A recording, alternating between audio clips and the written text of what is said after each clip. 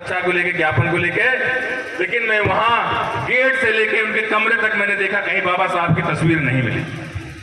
कहीं भी बाबा साहब या काशीराम साहब की तस्वीर छोटी सी भी नहीं, कहीं नहीं लटकी थी।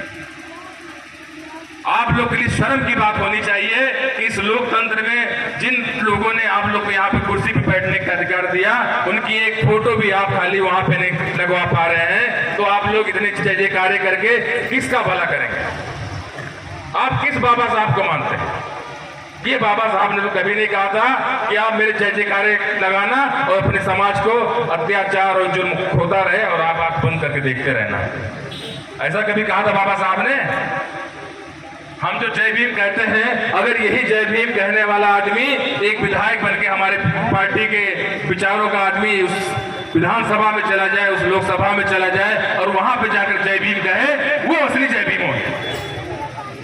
वो असली जय भीम होगी, वो असली श्रद्धांजलि होगी बाबा साहब के लिए, माननीय काशीराम साहब के लिए, कि हाँ मेरा कोई बच्चा अपने हक अधिकारों को लेकर जाग गया है, इस संविधान को लेकर जाग गया है और वो चुनकर जनता से उस संविधान में गया है, उस संसद में गया है, उस विधानसभा में गया है, जहां से वो अपने लोगों के लिए कल्याण के लिए काम करेगा।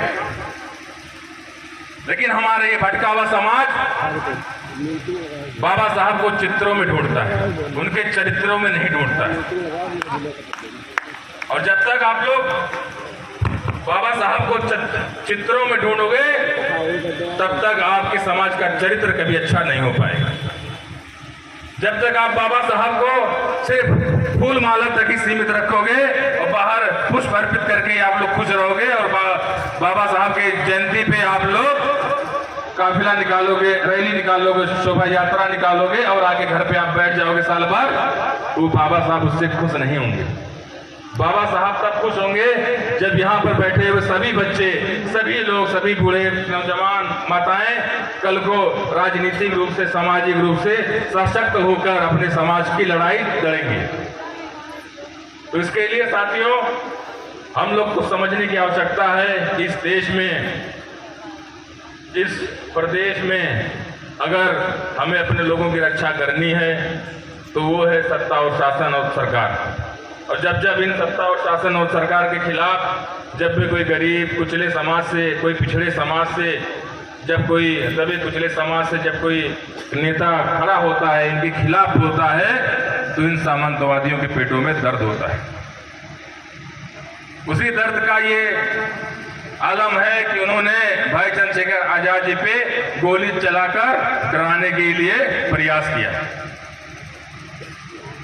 लेकिन चंद्रशेखर आजाद जी के ऊपर भी हमारे बहुजन महापुरुषों का आशीर्वाद है, इतने करोड़ों माताओं बहनों का आशीर्वाद है कि इनको कोई असर नहीं होता। वो सीना फौलादी सीना है, बाबा साहब का सीना है, उस शरीर में बाबा साहब का खून है, माननीय काशीराम साहब का खून है। लेकिन हम लोग को इस गोली का जवाब वोट से देना है, इस गोली का जवाब एक होकर देना है। इस लोकतंत्र में अगर अपने आप को आपको जवाब देना है तो आप लाठी और डंडे और गोली से नहीं देंगे, आप लोग अपने वोटों से इसका जवाब देंगे। इतनी दयनीय स्थिति अपने समाज की इतनी बहुसंख्यक होने के बावजूद भी हर 15 अगस्त को 77 सालों से हमारे समाज का कोई व्यक्ति वहां पे झंडा नहीं फहरा रहा। कभी आपने आत्ममंथन किया, कभी आपने चिंतन किया कि जिस बाबा साहब ने, जिस माननीय काशीराम साहब ने जिस उद्देश्य से इतना काम किया, इतना संघर्ष किया, इतने समाज को जगाने का काम किया, क्या आपने उनके 10 कदम भी आप लोग चल पाए? अगर आप 10 कदम चले होते तो आज 15 अगस्त में हमारे इस समाज का कोई वहां पे व्यक्ति प्रधानमंत्री बनकर झंडा फहराता। वो असली आजादी होती, वो हम लोग के लिए सीना चौड़ा होता, वो असली जय भीम होता। लेकिन हमारा समाज, अभी मैं देख रहा था मीटिंग हो रही थी, कुछ लोग इधर, कुछ उधर, कुछ उधर, कुछ नीलाधारी पटके पहने हुए, कुछ पानी में लगे हैं, कुछ बाहर कर रहे हैं, कुछ शौक पूरा कर रहे हैं। जो समाज 3 घंटे की मीटिंग में अपने बाबा साहब और माननीय काशीराम साहब के लिए संघर्ष नहीं कर सकता, बैठकर संघर्ष नहीं कर सकता, वो समाज कैसे संघर्ष करेगा? ये समझने की जरूरत है। ये मीटिंग, ये हम लोग इतने दूर से आते हैं, या भाई भी जो संघर्ष कर रही है, यहाँ की कमेटी जो संघर्ष कर रही है, ये किसके लिए कर रही है? ये सबके लिए संघर्ष कर रही है। यहाँ पर बैठे सभी दलित पिछड़े मुसलमान भाई जितने भी लोग हैं, ये एक दूसरे में जुड़ के कल को एक नई ताकत बनाएंगे। उस ताकत के लिए संघर्ष कर, जब तक वो ताकत नहीं होगी तब तक आपके खिलाफ अन्याय और अत्याचार होते रहेंगे। आपके जो है, जिनको आप वोट देते हैं, उसी संविधान की देन है आज उस सरकार में बैठे। लेकिन बाबा साहब ने कहा था कि मैं संविधान अपने शोषित वंचित समाज, पिछड़े समाज के लिए ला तो रहा हूं, उनके भविष्य के लिए एक उम्मीद होगी, एक रोशनी होगी। लेकिन अगर इस संविधान को लागू करने वालों की नीयत अगर साफ नहीं होगी तो ये संविधान सिर्फ एक कोरा कागज होगा। आज उसी का दुष्परिणाम है। हमने जिनको वोट देके जिताया, जिनको हमने सपोर्ट किया, आज वो लोग संविधान के खिलाफ बोल रहे हैं और हम लोग चुपचाप बैठे हैं।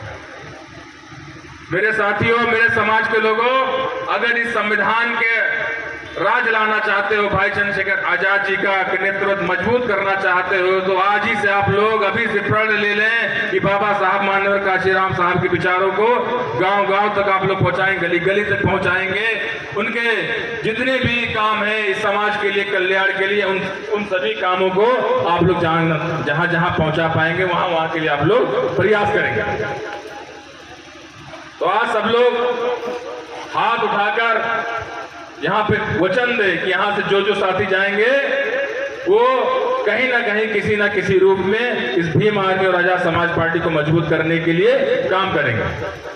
कितने लोग हाथ उठाते हैं देखते हैं? किसी का एक ही हाथ उठाया, लग रहा है एक हाथ बचा के रखे हैं।